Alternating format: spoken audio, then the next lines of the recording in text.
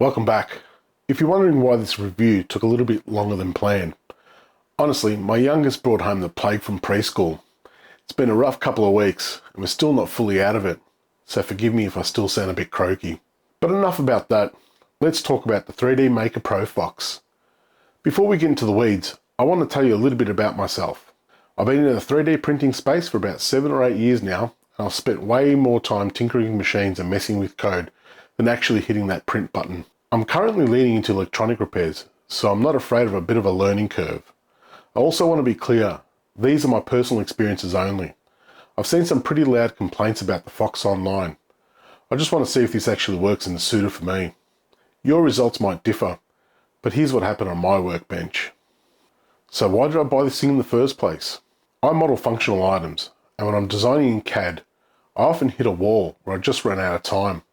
I wish I could just scan the object to use as a template rather than spending hours modeling it from scratch. I originally wanted to buy the Seal when it first came out, but after having our second child, the toy budget basically disappeared. I've been hunting for a scanner ever since, but the price has always been the sticking point.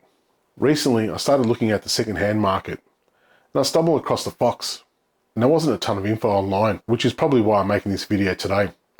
I found a discount code, and when compared the price to other used scanners with similar resolution, the Fox looked like the best bang for buck, so I bit the bullet. Now, the purchase process wasn't exactly smooth sailing. When I first placed the order, the website said the scanner was in stock, but about a week later, it suddenly switched to pre-order.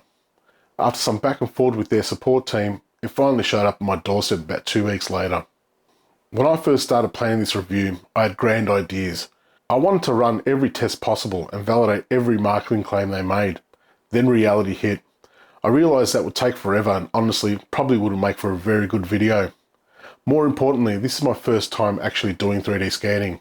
I didn't want to bite off more than I could chew. So I decided to keep things simple. So I grabbed a small remote control. It's got curves, sharp edges, small buttons, little grooves. It's a good object to see how much detail the scanner can pick up.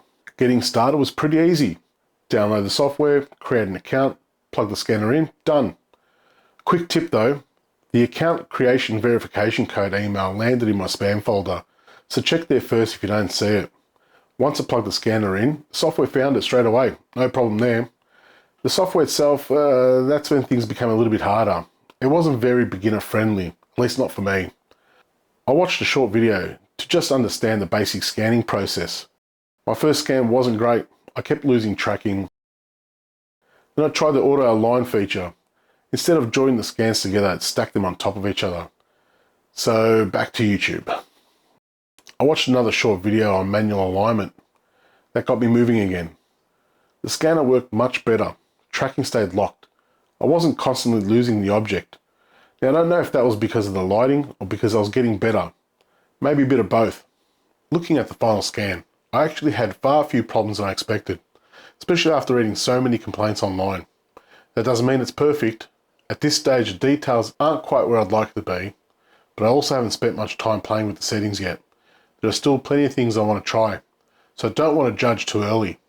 I haven't fully explored all the options yet, so if you have any tips or suggestions, please let me know in the comments. So what do I think of the Fox? On paper, it's probably one of the best value scanners you can buy. Setup was easy, and once I got past a small learning curve, I was getting usable scans.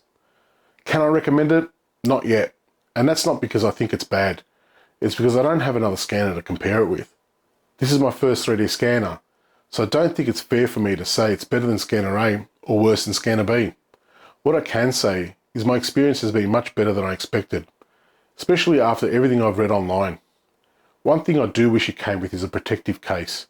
Any optical device with exposed lenses needs to stay away from dust and damage.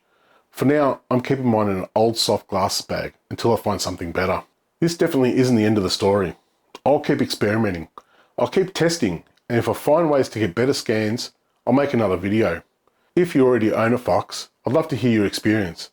And if you're thinking about buying one, hopefully this video gave you a realistic first impression. If there's something you'd like me to try, leave it in the comments below. Thanks for watching, and I'll see you next time.